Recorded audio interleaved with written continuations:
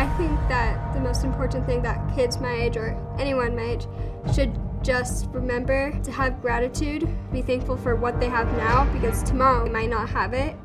And let's say the world ended, they might just not have it anymore. Be grateful on some things. It's like your friends, your family, and education, because they can affect your life. Friends can have just be with you, and family is just very important.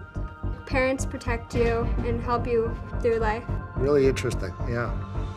And I think that's really interesting because if I think to what I would have to tell people, I would start, I think, back to when I was your age.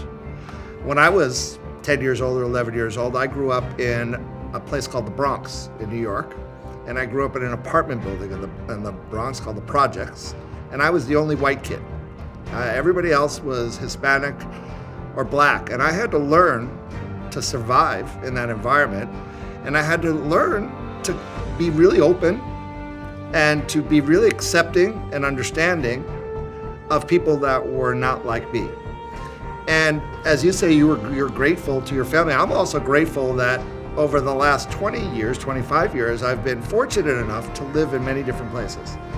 I've lived in New York, I lived in California, but then I moved to Hong Kong, and I lived in Thailand, and I lived in Brazil for 10 years. And I was always involved with people that were completely different than me. And what I realized that the learning that I got when I was your age from living in the projects and living in the Bronx made me super adaptable to these new places. And so what I would say to people is that I think that one way that we could stop the problems that we have today that maybe would lead to the end of the world is by really understanding each other, to ask questions of everybody, even though they're not like you.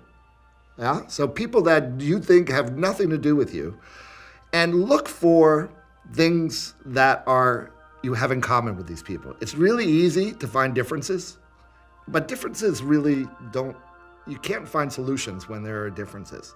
It's sometimes harder to find things that are in common with people who are very different from you, but when you find them, you develop a bond, you develop respect for each other, and you're able together to solve problems and develop solutions.